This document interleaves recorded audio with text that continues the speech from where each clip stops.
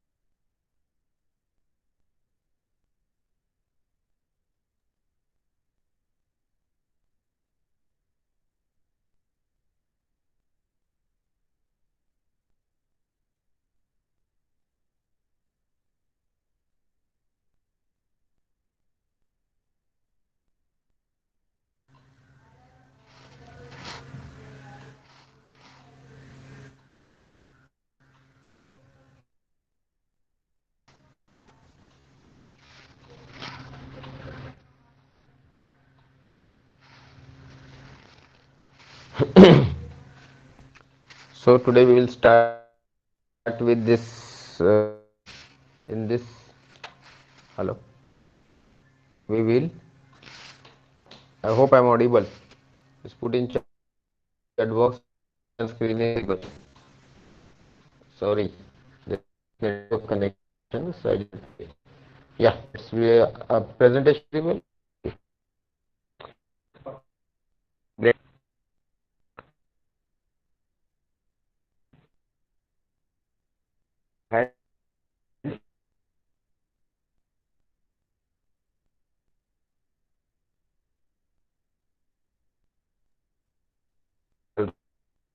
But thing is,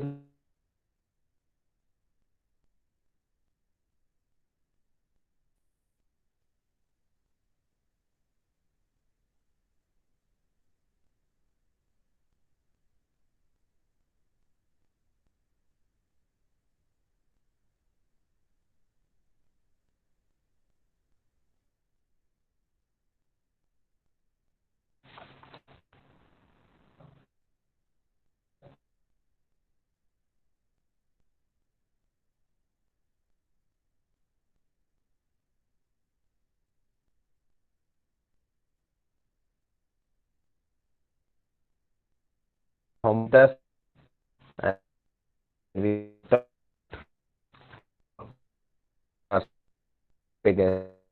Baham Kita Dalbari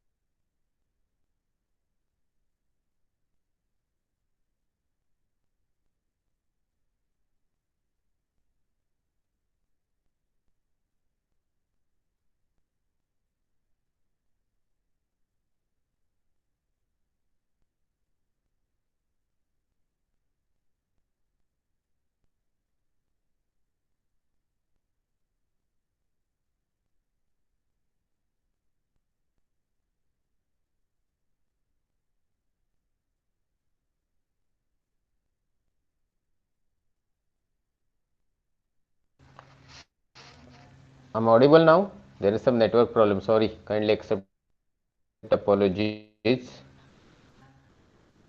This is the thing which is troubling us. Yes, sir. Okay. We had some fluctuation in network, and then adjacent some party is going on. People are celebrating something, so I cannot put it on a mobile network. Kindly bear with me. Okay. So we were talking about the various stars in the constellation, and let's get into sharing the screen. Okay. So I'll share the screen again.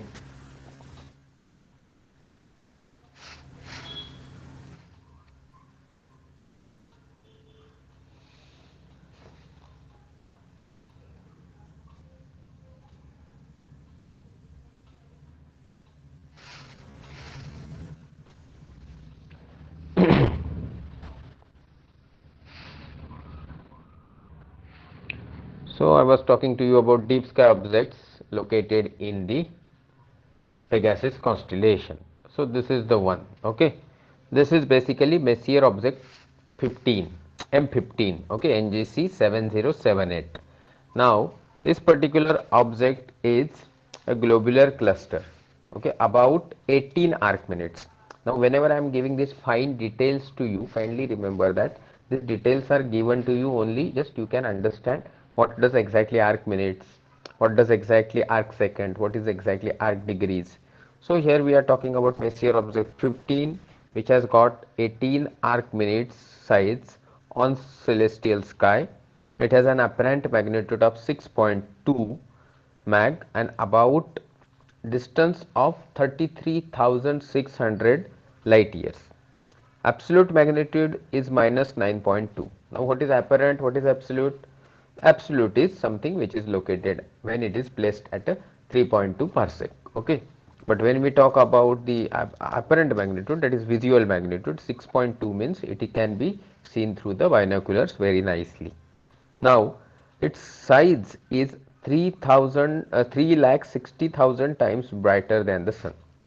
This is that particular cluster. If you can see in your screen, this is that particular thing I am talking about, and this particular Messier object is one of the very important objects located in the Pegasus constellation.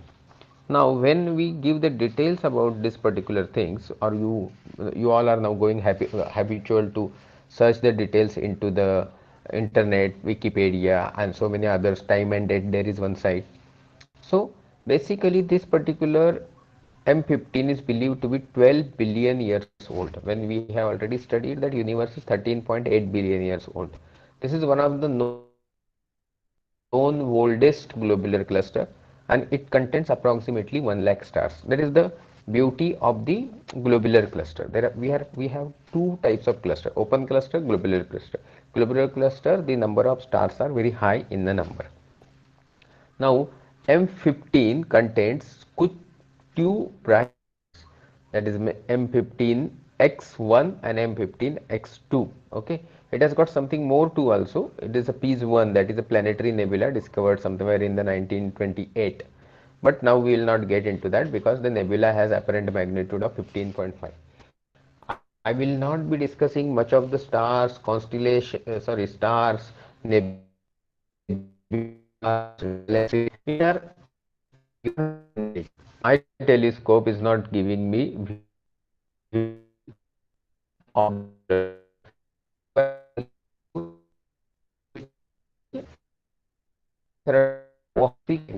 हम अपने घर के telescope से देख सकेंगे. NGC 078, that is Messier object 15. Now we go further. This is something Stephan's quintet. Okay, now what is Stephan's quintet?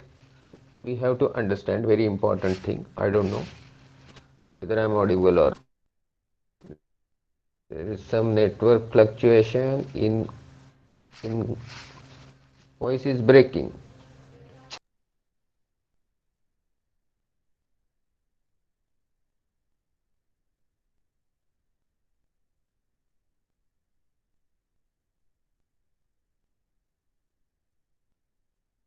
Hello, I'm audible. Put in chat box. No problem. My phone is. Oh. phone has got problem. I'm using other phone. I'll come to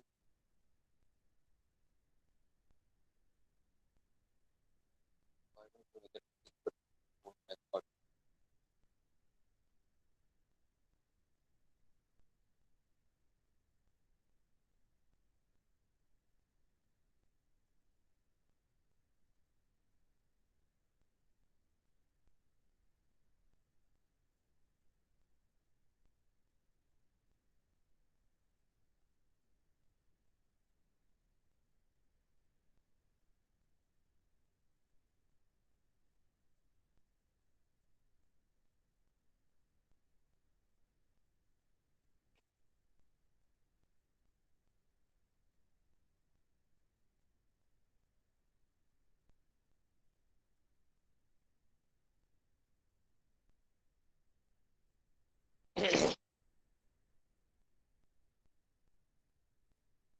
आवाज आ रही है मेरी?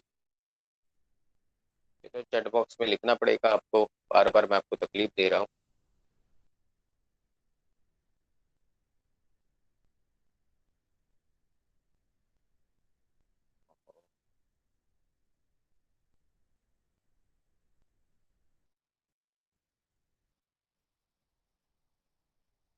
Yes, screen दिख रहा है क्या? वो भी थोड़ा चैट बॉक्स में लिखिए। Yes, yes sir, it is break but screen is too small. Okay. Oh, hold on, my friend.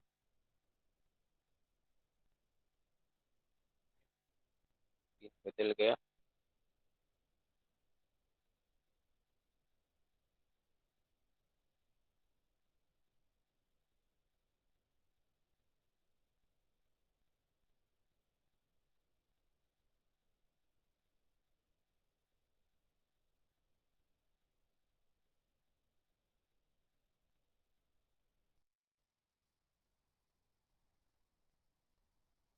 परेशान।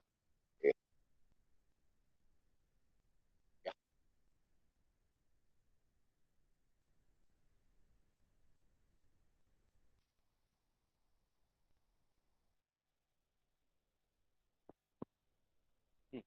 दिख रहा है सबको? चैट बॉक्स में चले देखे? यस। चलो, कुछ लोग देख रहे हैं। आई डोंट नो नेटवर्क का कुछ प्रॉब्लम है, अगर ऐसा ही प्रॉब्लम चलता रहा तो हम लोग बंद कर देंगे क्लास को। तो we were talking about Stephan's Quintet. Okay, आवाज आ रही है क्या? कुछ तो लिखो, नहीं तो somebody put on your mic. संकल्प, you can switch on your mic. Yes, sir, you're audible. Sir बहुत सर। या और विजिबल भी है ना? Yes, ठीक sir. है। यस तो sir. Stephan's Quintet, Yes, sir, या visible, thank sir. You. Okay, Stephan's Quintet is basically group of 5 galaxies, NGC 7317 to 7320. Now they are discovered by the French astronomer Edward Stephan. Okay. Now what is important is basically it is lying approximately 2 million light years away from us. Four of the galaxies from this pi group is basically compact galaxy group ever discovered. The brightest galaxy in this group is 7320, which is 40 million light years distance, and four galaxies in group form the, they are basically eventually going to merge in the future. तो आपके screen पे आप जो भी देख रहे हैं वो बेसिकली कुछ ग्रुप ऑफ गैलेक्सीज है जो आगे जाके मर्ज होने वाली। जैसे आपको मालूम होगा, मालूम नहीं, Andromeda Galaxy, milky Way Galaxy will be merging after few billion. Okay, तो ये जो मर्जिंग की प्रोसेस है इसमें आप सबको समझ में आना चाहिए कि इस तरीके की चीजें होती रही। यहाँ आपके स्क्रीन के सामने जो दिख रहा है नॉट नेसेसरी एग्जैक्टली सेम चीज आपको दिखती रहती होगी।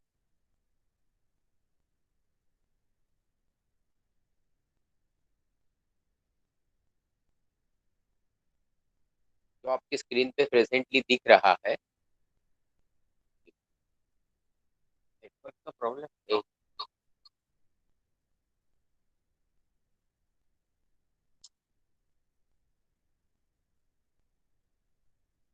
नेटवर्क का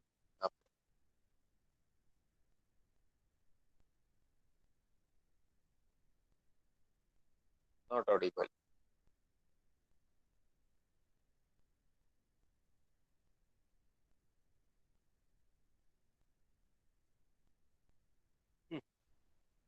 अरे आवाज, हेलो हेलो।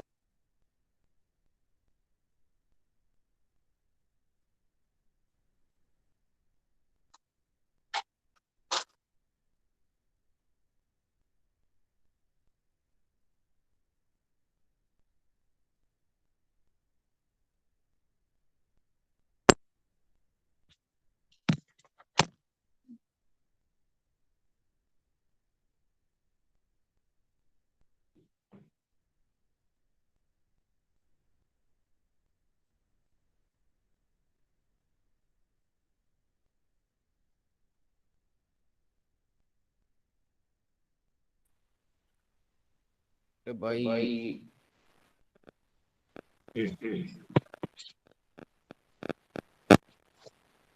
आवाज आ रही? अभी किसी को तो एक मिनट just hold।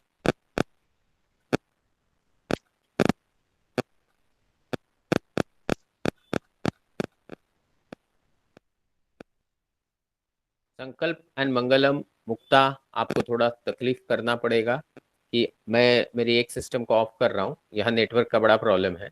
तो अगर मैं नहीं ऑडिबल वगैरह हूँ तो आप मुझे व्हाट्सएप पे मैसेज कर दीजिए, ओके। अभी इससे ज़्यादा कुछ किया नहीं जा सकता। तो हम लोग फिर से स्क्रीन में जाते हैं। इस तरीके की सिस्टम में आपको भी बुरा लगता होगा, सॉरी।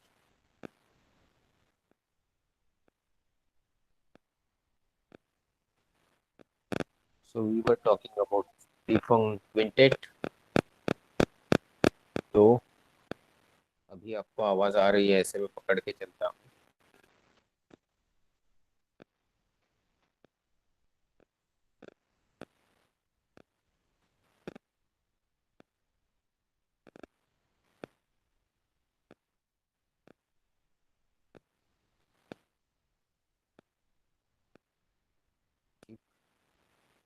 तो स्क्रीन दिखाई दे रहा है, बढ़िया। So we talked about the Stephen Quintet, उसके बारे में आपको मैंने जानकारी दी। Now we go to the next important thing called Einstein cross। अब ये आइंस्टाइन क्रॉस क्या है वो पहला सुनिए। It's basically gravitationally लेंस्ड Quasar, quasar बोलते हैं इसको। अभी ये जो क्वेसार होते हैं, ये क्वेसार बहुत ओल्ड एज होते हैं, और क्वेसार के ऊपर जयंत नाड़ीकर जी वगैरह उनका बहुत काम है। और इनका जो इनके बारे में भी जो स्टडीज होती है, उससे लिए इंडिया में काफी सपोर्ट सिस्टम एग्जिस्ट करता है।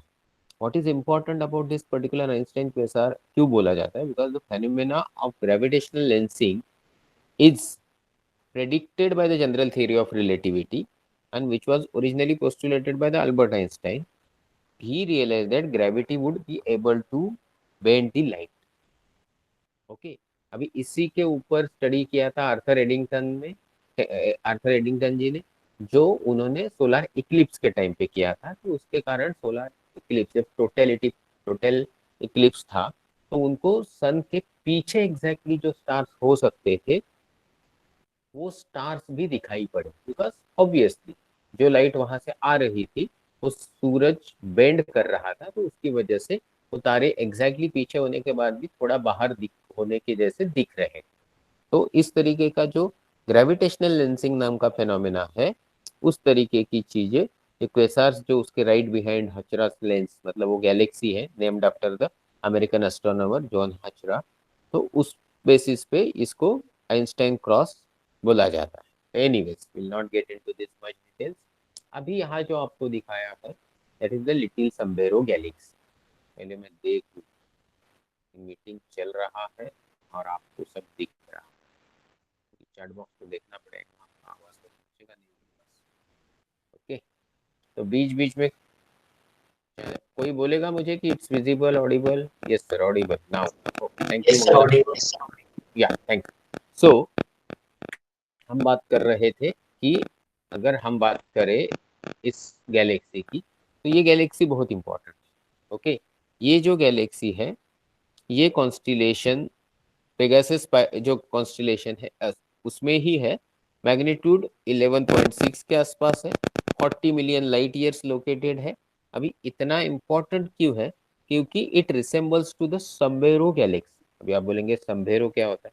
ये सम्बेरो गैलेक्सी, एक सम्बेरो एक हैट होती है, उस हैट जैसे दिखने वाली गैलेक्सी है एक वर्गो नाम की कॉन्स्टिलेशन। वर्गो मतलब कन्या राशि जो इक्लिप्टिक पे आती है, उस राशि के अंदर एक मेसियर ऑब्जेक्ट है जिसको सम्बेरो गैलेक्सी बोला जाता है। अभी इस सम्बेरो गैलेक्सी जैसी दिखने वाली ये गैलेक्सी है जो एनजीसी 7814 है। ये किस में है? ये पेगासस कॉन्स्टिलेशन में है। अभी आप समझ ही सकते हैं 11.6 अपरेंट मैग्नीट्यूड रहेगा तो ऑब्वियसली हम जैसे न्यू लोगों को देखना थोड़ा मुश्किल हो। इसी पेगासस कॉन्स्टिलेशन में और एक ऑब्जेक्ट है जिसका नाम है NGC 1। जैसे कि हमने NGC 784 सुना, 220 सुना, ये ऐसे बहुत सारे जो नाम लेते हैं, वैसे NGC 1 जहाँ पे न्यू जनरल कैटलॉग की नेमिंग सिस्टम शुरू हुई, वहां पे NGC 1 नाम की ये स्पाइरल गैलेक्सी है पेगासस कॉन्स्टिलेशन में, जो 90,000 लाइट ईयर्स इन डायमीटर है। विजुअल मैग्नीट्यूड 13 के आसपास है। अप्रोक्सीमेटली 206 मिलियन लाइट ईयर्स मतलब 20 करोड़ लाइट ईयर्स के दूरी पे है। इसमें NGC 1 गलती से आ गया। It was the first deep sky object to be entered in a new general catalogue. New general catalogue के फॉर्मेशन के टाइम पे पहला डीप स्काई ऑब्जेक्ट है जिसको लिस्टिंग में डाला गया। When the catalog was compiled, objects were arranged by right ascension. आपको मालूम होगा कि मैं टर्मिनोलॉजीज को रेफर करता हूँ तो राइट एसेंशन, डिक्लिनेशन ये टर्म्स बोलता रहता हूँ। तो right ascension at the lowest right ascension, this particular object at the time 00 hours 07 minutes and 15.86 seconds. Coordinates have shifted since then and this is no longer the case. जिस जमाने में NGC catalogue की शुरुआत हुई और जिस तरीके से राइट एसेंशन उसका 00 आवर 07 मिनट्स और कुछ सेकंड्स था, उस हिसाब से पहला ऑब्जेक्ट के तौर पे न्यू जनरल कैटलॉग में इसको पहला नंबर दिया गया।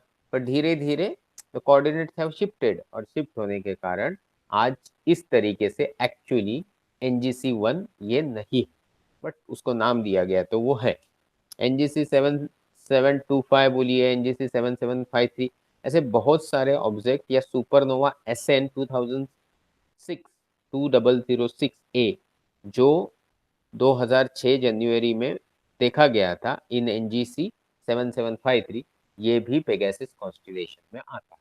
तो पेगासस कॉन्स्टिलेशन को हल्के से रिवाइज करते हैं। बहुत सारे स्टार्स विजिबल है। मेन बॉडी पेगासस की वो 4 स्टार्स है जो हमको दिखते हैं, बट इसके अलावा भी ऑलमोस्ट एक 7-8 स्टार्स उसके विजिबल है। फिर हम डीप स्काई ऑब्जेक्ट्स में आए तो डीप स्काई ऑब्जेक्ट्स में हमने मेसियर ऑब्जेक्ट 15 जो ग्लोबुलर क्लस्टर है वो देखा, स्टीफन्स क्विंटेट देखा जो मर्जिंग गैलेक्सीज है 4-5, और फिर आइंस्टाइन क्रॉस देखा जो क्वेसार है, जो ग्रेविटेशनल लेंसिंग के बारे में बताता है, जो जनरल थ्योरी ऑफ रिलेटिविटी ने बताया। और एक लिटिल सम्बेरो गैलेक्सी देखी। नाउ इसके अलावा जो हमने बात की वो थोड़ी ओरल टाइप की थी क्योंकि बाकी ज्यादा डिटेल्स ये सब देखे नहीं जा सकते। So now we go to the next constellation जो मैंने कभी आसमान में देखी नहीं है, क्योंकि इस पर्टिकुलर कॉन्स्टिलेशन के सारे तारे 4-5 जो है वो 4-5 तारे अप्रोक्सीमेटली विजिबल मैग्नीट्यूड 4 के आसपास है। 4 के आसपास जब भी तारे होते हैं तो नॉर्मली वो दिखते नहीं। तो ये है हमारी नेक्स्ट कॉन्स्टिलेशन कॉल्ड लैसेटा। तो थोड़ा चैट बॉक्स में लिखिए आपको यहाँ पे क्या दिख रहा है। चलिए, मुझे ऐसा ना लगे कि मैं अकेला ही बोले जा रहा हूँ, आपको अच्छा लगता है नहीं लगता। It is slowly audible. Okay, lizard lizard, चलो मतलब आवाज तो सबके पास पहुंच रही है 4 मिनट पहले, पर नेटवर्क में मैं हूँ मतलब। ओके, लिजार्ड है। ओके, लैसेटा मतलब लिजार्ड मतलब मराठी में चिपकली जैसी कोई भी चीज, मराठी में एक्चुअल उसको सरट भी बोला जाता है। ओके, तो एनीवे ये जो चिपकली जैसी चीज है उसके बारे में हम पढ़ेंगे आसमान में। ये जो लैसेटा नाम की कॉन्स्टिलेशन है इस कॉन्स्टिलेशन की एक इंपॉर्टेंट चीज है, इसके पीछे कोई माइथोलॉजिकल स्टोरी नहीं। ओके, अभी कोई माइथोलॉजिकल स्टोरी नहीं है, तो ये सब चीज चल कैसे रही है? ये सब चीज चल रही है इस तरीके से कि बेसिकली किसी वैज्ञानिक ने इस कॉन्स्टिलेशन को जिस तरीके का लिजार्ड उस पीरियड में ढूंढा गया उसका नाम दिया। ओके, अभी आगे जाके वही रिवाज में आ गया। अभी एग्जैक्टली लैसेरेटा कॉन्स्टिलेशन कहाँ है, तो आप देख सकते हैं इस चित्र में भी कि नीचे एक पांव आया है, देखिए। और ये जो पांव आया है ये वाला, ये है पेगासस। तो पेगासस को चिपक के लैसेरेटा है, ऐसा आप बिंदास पकड़ के चल सकते हो। तो ये जो लैसेरेटा कॉन्स्टिलेशन है, ये लैसेरेटा कॉन्स्टिलेशन 68 मतलब 68वीं कॉन्स्टिलेशन है। क्यों 68वीं है? क्योंकि occupies area approximately 201 square kilometre degree, छोटी है। It is located in the fourth quadrant of the northern hemisphere, NQ4 बोलते हैं। और इसका latitude lies between, it can be seen between the latitude +90 and -40, इसी दरमियान दिख सकता है जो लोग रहते हैं।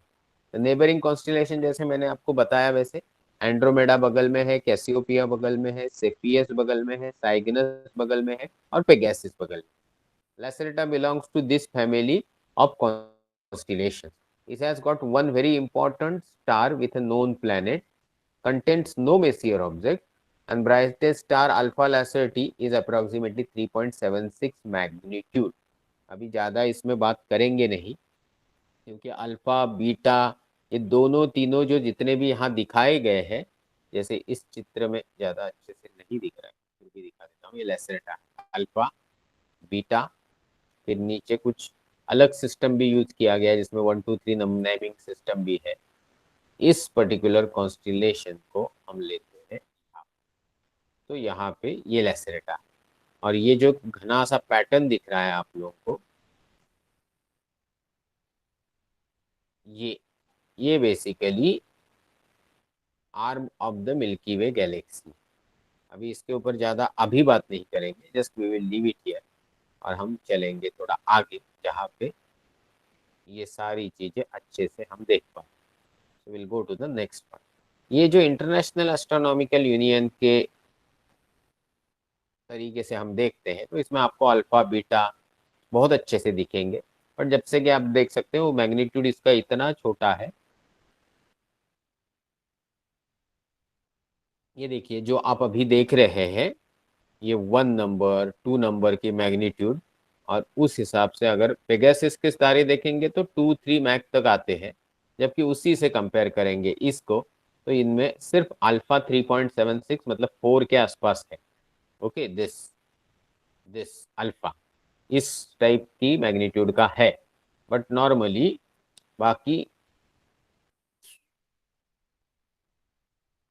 बाकी किसी में उस तरीके का चीज नहीं है।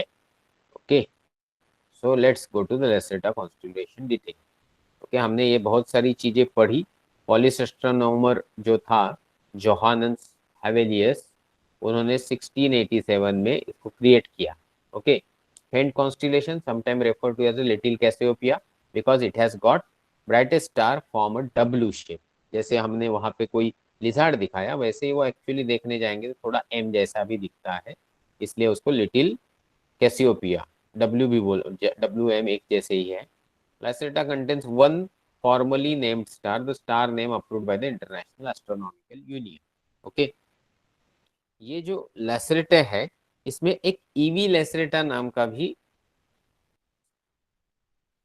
रेड ड्वार्फ है। रेड ड्वार्फ मतलब जो तारा उसके मरने के बाद फाइनली व्हाइट ड्वार्फ से लेके धीरे धीरे ठंडा होते होते रेड ड्वार्फ, ब्राउन ड्वार्फ, और फाइनली वो गुम हो जाएगा। वो 16.5 लाइट ईयर्स पे है अर्थ से, और उसका अपरेंट मैग्नीट्यूड अप्रोक्सीमेटली 10.09 है। It's not easily visible through the binoculars. अभी ये star belongs to the various things. Important चीज ये है कि ये इतना फास्ट मूव करता है, घूमता है, कि it has got very strong magnetic field. और ये जो रेड ड्वार्फ है, जो इतना स्ट्रॉन्ग मैग्नेटिक फील्ड है, ability to produce very bright flares, but हम उसमें जाएंगे नहीं क्योंकि इसी ईवी लैसेरेटा के आसपास में thousands of time brighter and powerful magnetic field और फ्लेयर्स एग्जिस्ट करती है। तो वो सारी चीजें आज हम इसमें जाएंगे नहीं। इसमें और एक रो 47 नाम की स्टार सिस्टम है जिसके 5 कंपोनेंट्स भी है। तो ये सारी चीजें आप खुद अगर पढ़ेंगे तो बेहतर होगा। So we today move on to the next part. हमने अब तक कुछ तो इस तरीके का लाल लाल वाला स्काई देखा जो आप लोगों को दिखता नहीं है, ऐसा आप लोग बहुत कंप्लेंट करते हो, जैसे इस तरीके का। तो मैं इसी तरीके वाले स्टार मैप से आपको आज इसमें लेके जा रहा हूँ ताकि आपको समझ में आए कि आप जो देखते हो इस तरीके का दिखता है ना। वी अगर इसमें हम लेसरेटा ढूंढने लगेंगे तो ये यहाँ है, ये छोटा सा जो डब्लू बना रहा है ऊपर वाला पकड़ के। ओके, तो उसी के चलते ये मैं इसकी बात कर रहा हूँ, मतलब अगर मैं एक्चुअली बनाऊँ। ओके, ये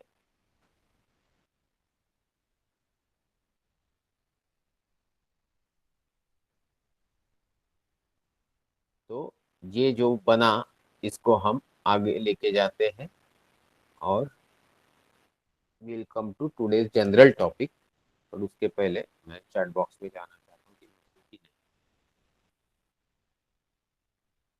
कोई तो बोलिए प्लीज, मैं विजिबल हूँ, सुनाई दे रहा हूँ। नेटवर्क की वजह से ये सब करना पड़ता है, sorry. Thank you, thank you. Okay okay okay. So आज के लेक्चर में कुछ हम ज़्यादा नहीं पढ़ रहे, बट फिर भी कुछ चीज़ें मैं आपको बताना चाह रहा था वो यहाँ पे आई है। Today will talk some general things about sun. Sun is very important, you all know it is our celestial father.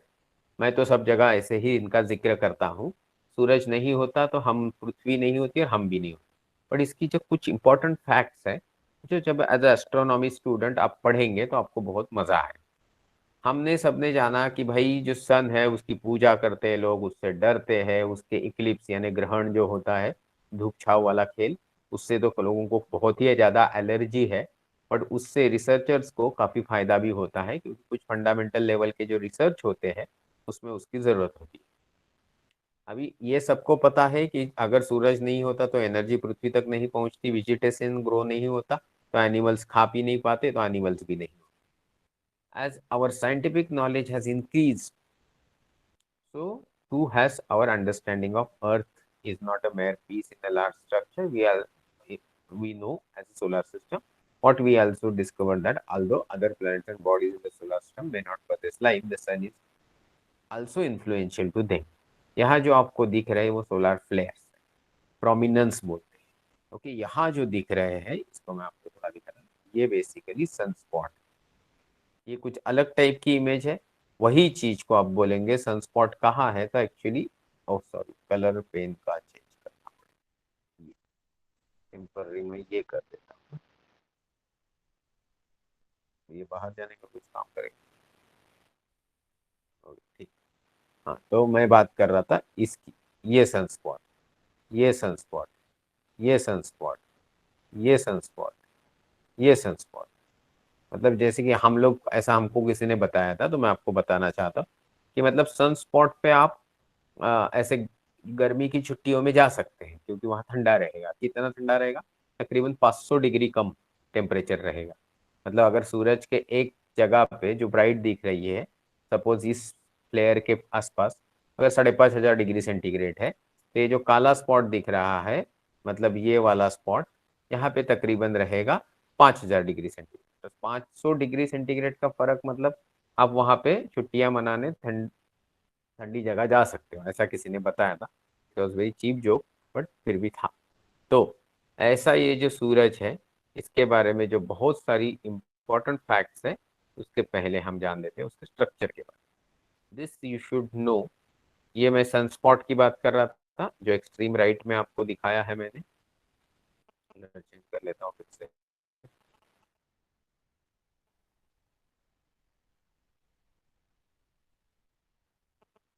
जाता कैसे? खुद से जाता। तो ये जो यहाँ दिखाया है इस तरीके से उन्होंने यहाँ से उठा के दिखाया है। ओके, अभी जिसकी मैं बात कर रहा था वो चीज ये है, इस सेंटर में कोर है। ओके, फिर उसका रेडिएटिव जोन है, ओके, फिर उसका कन्वेक्टिव जोन है।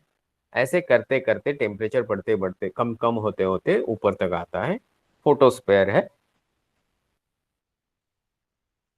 क्रोमोस्फेयर है, इन बिटवीन उनके ट्रांजिशन रीजन्स है, फिर प्रोमिनेंस है, ये इस तरीके का ये फ्लेयर है। और इम्पोर्टेंट चीज ये है कि इस तरीके की चीजों को कोरोना बोला जाता है, और उसके कारण जो जनरेट होता है दैट्स बेसिकली सोलार विंड।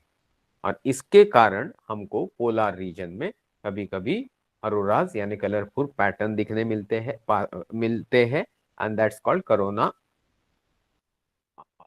बोरियलिस बोलते हैं, ऑस्ट्रेलिस बोलते हैं ना, साउथ पोल नॉर्थ पोल वाले, तो वो ये चीज है।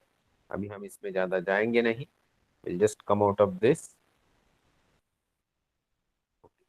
अभी हम चलते हैं पीछे टर्मिनोलॉजी में, जो थोड़ा आपको जो मालूम हो न हो। आप सबको मालूम होगा कि जो हमने लेक्चर नंबर 4 या 5 में जाना था कि approximately sun accounts for 99.86% of mass in the solar system. मतलब अगर मैं बोलता हूँ कि वो मर्क्यूरी को खींचता है, ओके, वो वीनस को खींचता है ग्रेविटेशनल इन्फ्लुएंस से, अर्थ को, फिर बाद में मार्स को, फिर बाद में एस्टेरॉयड बेल्ट को, फिर बाद में जुपिटर को, फिर बाद में शनि को, फिर बाद में Uranus, Neptune, then Pluto, then Kuiper, Saturn रह गया, नहीं सैटर्न भी हो गया, फिर क्यूपियर बेल्ट को, फिर क्यूपियर बेल्ट बाद वुड्स क्लाउड, और वुड्स क्लाउड से जो खिंचाव उधर से जो खींचता है उससे कुछ कॉमेट्स आते हैं, वो सूरज की चक्कर मार के वापस जाते हैं, कचरा अर्थ सूरज के आसपास जा घूमते हुए डाल देते हैं, अर्थ वहां से आती है तो उस कचरे को खींच लेती है, तो मिट्टी शॉवर दिखते हैं। इस तरीके की चीजें करने वाला सूरज पूरे सोलार सिस्टम को बांधे रखता है, because it has got such a huge tremendous mass. अभी ये जो मास है वो 3,30,000 times that of the earth है। It is 3/4 of the hydrogen and most of the remaining mass is helium, जो कन्वर्ट होते जाता है किससे, हाइड्रोजन से हीलियम बाय फ्यूजन रिएक्शन, और एनर्जी मिलती है और हीलियम बनता है। और 1 million earth could fit, 1 million मतलब 10 लाख अर्थ सूरज में आराम से बैठ सकती है। ये मैं सब जगह बताता हूँ तो आपको पता ही होगा। बट उससे भी इंटरेस्टिंग इंपॉर्टेंट चीज है, if you were to fill the hollow sun with spherical earth, somewhere around 9,60,000 मतलब 10 lakhs वुड फिट। हावेवर सबको अगर हम एक चटनी बना दे, ओके, स्क्वैश कर दे, ensure that there is no wastage of the space, तो तकरीबन 13 लाख अर्थ सूरज के अंदर अकोमोडेट हो सकती है। Surface area of the sun is approximately 12,000 times that of the one day sun will consume. कितने साल बाद, तकरीबन एक अप्रोक्सीमेटली 4.6 बिलियन ईयर्स, 4.5 हो गए, 4.6 हो गए, 4.5 तक चलेगा वो। Okay, sun will continue to burn for 130 million years after it burns through all its hydrogen. Okay, instead burning helium, क्योंकि ये छोटा साइज है तो इतना ग्रेविटेशनल इन्फ्लुएंस है नहीं कि हेलियम की फ्यूजन रिएक्शन वो कंटिन्यू कर सके, तो हेलियम तो हो नहीं पाएगा। Then it will start expanding, क्योंकि दो चीजें हैं, ये हम लोग स्ट्रक्चर और इवोल्यूशन ऑफ स्टार्स में सीखेंगे कि भाई स्टार जब बनता है, जब प्रोटोस्टार से वो शुरू होता है, तो ग्रेविटेशनल इन्फ्लुएंस से इंपॉर्टेंट चीज होती है कि उसको बांधे रखा जाता है। जैसे ही उस तरीके का ग्रेविटेशनल इन्फ्लुएंस बांधे रखने वाली चीज हट जाएगी, तो ऊपर से चीजें निकलने लगेगी। ग्रेविटेशनल इन्फ्लुएंस सेंटर में जो न्यूक्लियर फ्यूजन होता है उसको भी बांधे रखता है। इसी के कुछ आगे हमको बहुत इंपॉर्टेंट फैक्ट्स पढ़ने मिलेंगे कि जैसे सूरज से अर्थ तक आने के लिए समय कितना लगता है लाइट को, और सूरज के 13,92,000 किलोमीटर की दूरी नापने के लिए कितना लगता है। Anyway will go into that later. तो भाई ड्यूरिंग दिस टाइम व्हेन सूरज will consume its hydrogen and will be about to die, it will expand to such a size that it will engulf Mercury, Venus, Earth। जब वो इस कतार पे पहुंचेगा तो वो रेड जायंट हो जाएगा। आज की डेट पे रेड सुपर जायंट कौन है, जैसे बिटलग्यूस ओरायन वाला, रोहिणी एंड एंटेरस स्कॉर्पियन वाला, रोहिणी है इसमें Taurus, okay, the energy created by the sun's core is a nuclear fusion, ये हम सबको पता है। A huge amount of energy is produced when 4 hydrogen nuclei are combined into one helium nucleus. The sun is the very important perfect spare body in a difference considering the sheer size of the sun.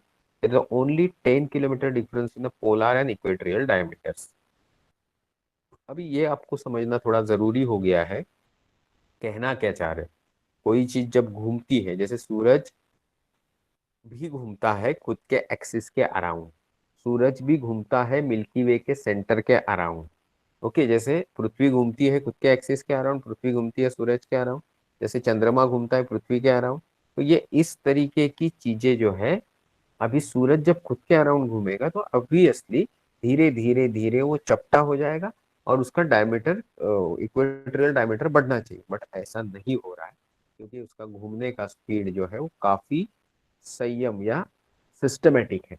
यही अगर हम Altair की बात करें, जो किस constellation में है, अकीला कॉन्स्टिलेशन, तो उसका डायमीटर है सूरज से 1.5 गुना ज्यादा, और उसका खुद के अराउंड चक्कर मारने का स्पीड है 6.5 आवर्स, क्योंकि सूरज तकरीबन 25 दिन लेता है खुद की चक्कर मारने के लिए।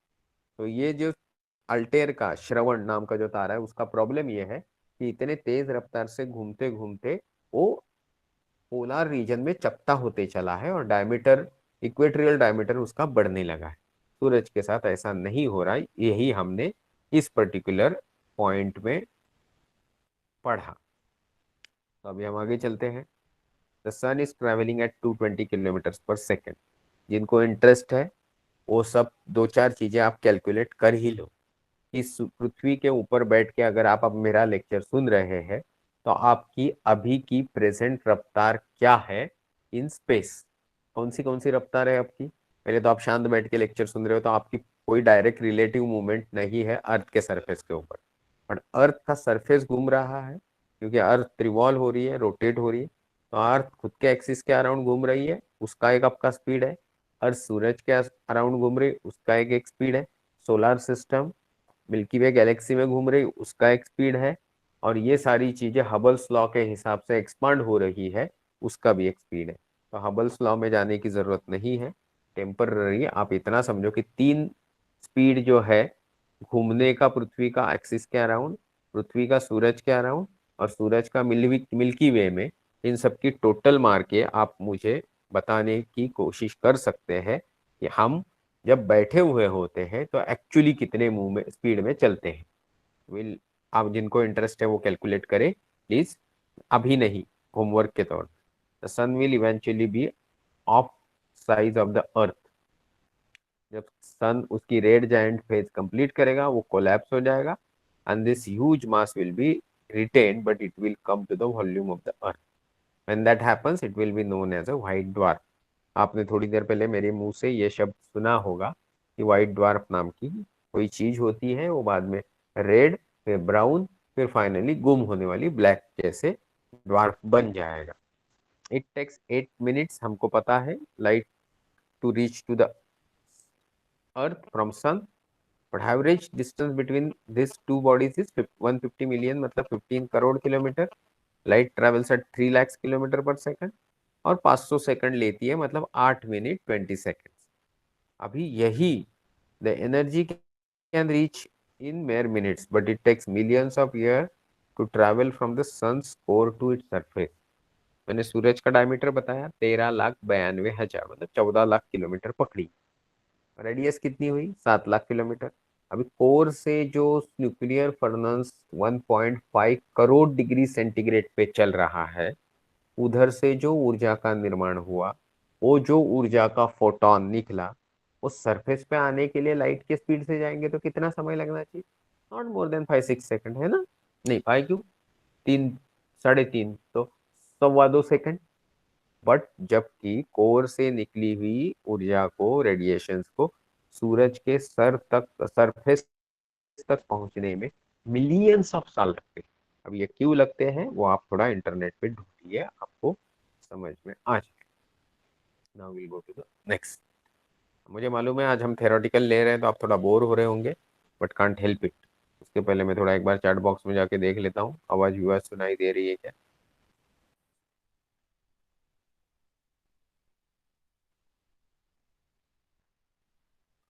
अरे आवाज आ रही है क्या मेरी, जल्दी से बोलो, यस नो।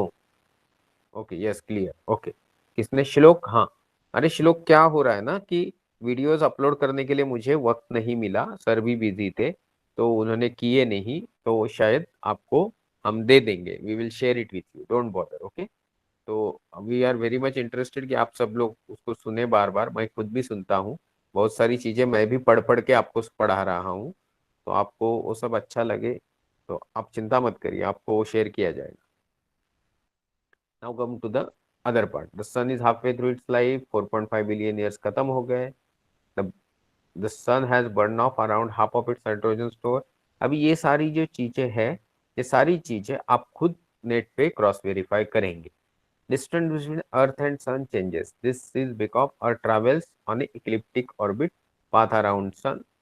Elliptical, sorry, क्या है?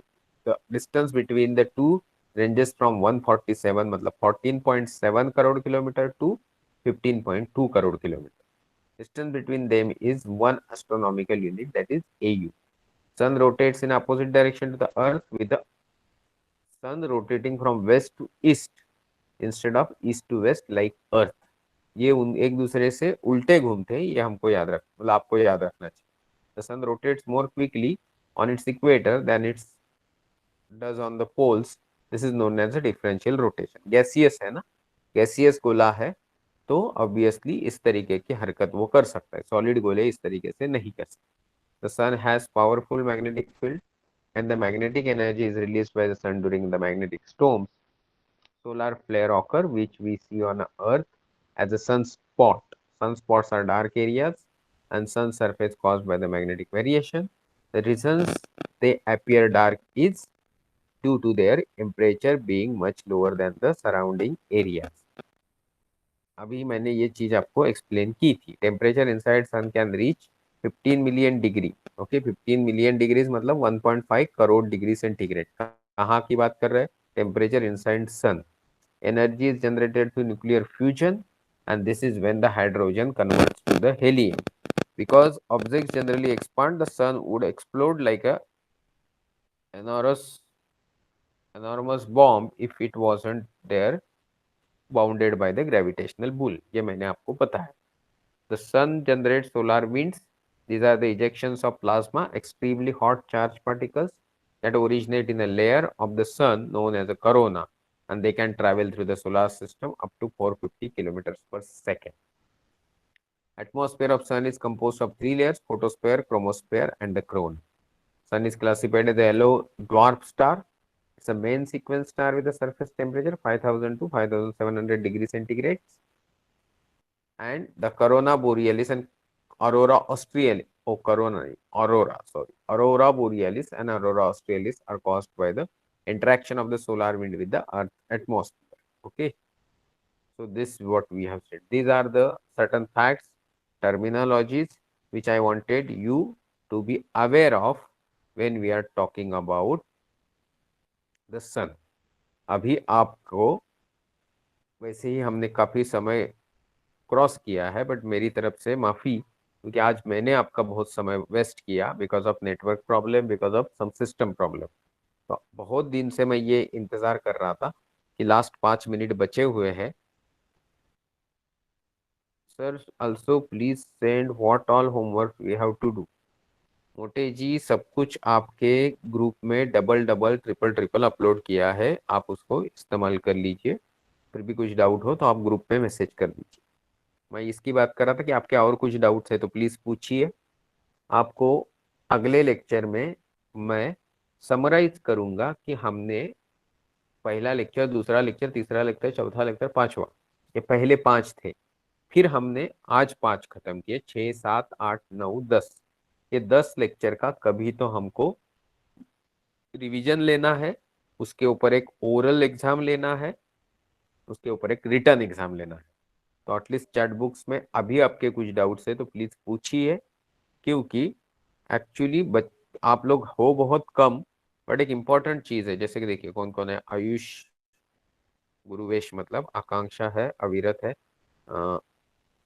फिर भव्या है, हर्ष मतलब प्रद्युम्न, देन अभिजीत, मुक्ता, भाई दो मोटे हैं, हर्ष मोटे भी है, राजेंद्र मोटे भी। ओके, संकल्प पंचाल है, सानिया है, श्लोक है, देन सुषमा पटेल जी मतलब आरुष आयुष, एंड देन साई पाल पर। ओके, तो आप लोगों को, आप उनमें से बहुत लोग छोटे बच्चे हैं, तो एक्चुअली आप ज्यादा बोर मत हो जाइए। Okay sir, can I get the videos on YouTube? लोग एक सवाल 4 बार पूछने से, 4 बार में जवाब देने से आपको ऑटोमेटिक कुछ नहीं मिलेगा। अब तक के सारे वीडियो यूट्यूब पे अपलोडेड है। ओके, एक दो जो पेंडिंग है वो आ जाएंगे, ये जवाब मैं दे चुका हूँ। जब आप लेक्चर सुनते हो तो आप थोड़ा ना ध्यान रखिए जो मैं बता रहा हूँ। Have a star is bigger than sun, मतलब क्या हुआ भाई? सब इंग्लिश मीडियम के बच्चे, अच्छे से इंग्लिश आता है, सवाल ठीक से लिखो, हिंदी में लिखो, मराठी में भी लिख सकते हो, तीनों लैंग्वेज का पूरा फ्रीडम है, बट मुझे सवाल समझे तो अच्छा है। अभी आप आयुष माइक ऑन करके मेरा आप, सर मेरा मतलब है कि ये स्टार्स सन से बड़े होते हैं क्या? ये तो 6-10 लेक्चर में मैं 10 बार बता चुका हूँ आयुष, कि स्टार्स जो है, रात को दिखने वाला हर तारा सूरज से कई गुना बड़ा है। जो दिखते नहीं है ऐसे छोटे तारे भी बहुत सारे हैं, बट सूरज अगर एक स्पेसिफिक डिस्टेंस होता है, उस डिस्टेंस पे जाके उसको रख दो तो सूरज बिल्कुल दिखेगा नहीं, इतना छोटा एवरेज मेन सीक्वेंस तारा है। तो आपके सवाल का टेम्पररी जवाब ये है कि रात के आसमान में दिखने वाले तारे सूरज से बड़े होते हैं, और बहुत सारे तारे सूरज से बहुत बड़े हैं, बट बहुत सारे तारे ऐसे भी हैं जो सूरज से छोटे भी है, बट वो हमको दिखते नहीं है। ओके, चैट बॉक्स में तो ओके लिखो। Okay sir. हाँ ठीक है, बट एटलीस्ट उसने, ये सब 6th स्टैंडर्ड वाले बच्चे हैं। ओके, 6th, 5th, 3rd ऐसे भी कुछ थे। जो बड़े बच्चे हैं उनको कुछ सवाल है तो आप पूछ सकते हो, छोटे भी पूछ सकते हैं, बट अभी हम लोग थोड़ा 1-2 मिनट आपके साथ में बिताता हूँ। आप माइक ऑन करके भी पूछ सकते हो, कोई प्रॉब्लम नहीं है, क्योंकि नेटवर्क तो प्रॉब्लम है। फिर ये दो दो एंट्री क्यों है मोटे जी, वो भी बता दीजिए, चैट बॉक्स में आप लिख सकते हैं। So, so, बोलिए बोलिए। sir, even when I'm searching YouTube right now, I'm getting only 5 videos. 5 I'm videos he not है able क्या? to. Yes, sir, I'm not getting any more. It was they're sending videos on the other courses, but not the essay online Astro 2. Okay, Just the first 5 videos, first 5 lectures, I've been able to see it. None of the others. हाँ नहीं ठीक है Shlok, I will do one thing, I will talk to sir and I will share that particular link with you. Okay Thank you, sir. Okay, we will do in 2 days। Okay, bye weekend we will do that. Yes, sir. Thank okay, you, sir. Yeah welcome. Any other questions please? सबको सब आता है, very good. अभी जो लोग, हाँ इसके ऊपर आप लोगों को, बहुत लोगों को बहुत प्रॉब्लम है कि सर वो होमवर्क होमवर्क, भाई होमवर्क कोई दिखाने की चीज नहीं है। आप लोग, मैं डांटूंगा इसलिए तो लेक्चर के जस्ट अभी 9 बजे लेक्चर शुरू होने वाला है, तो 8:30 बजे होमवर्क करके कुछ तो लिख के दे देते हो। इट्स अप टू यू, आपको होमवर्क करना है नहीं करना है। क्लास चलता रहेगा, 50 लाख लेक्चर्स का कमिटमेंट है, उसमें आपसे ज़्यादा मुझे भी बहुत कुछ सीखने मिलता है। हमारे यहाँ थोड़ा नेटवर्क प्रॉब्लम है, इसलिए आपको थोड़ी तकलीफ होती है, बट मेरे ख्याल से बहुत सारे लोग, जो 10-15 लोग हैं और यूपीएससी की बैच, इनको मज़ा आ रहा है। Specifically some parents are very happy with their kids, कि वो लोग बहुत इंटरेस्ट ले रहे हैं। तो ऐसे लोगों में भाव्या वगैरह है। तो Bhavya, you have some specific questions, you can keep sending me. Group में भी डाल सकते हैं आप, पर्सनली भी डाल सकते हो कुछ लोग। ओके, तो कुछ प्रॉब्लम नहीं है आपको, अगर अभी कुछ क्वेश्चंस नहीं है तो। आज बहुत सारी चीजें नेटवर्क के चलते बहुत तकलीफ दी मैंने आपको, उसके लिए सॉरी बोल के हम क्लास क्लोज कर सकते हैं। यू कैन लीव, और else you have any questions you can ask. Okay, thank you, tata, bye bye, good night.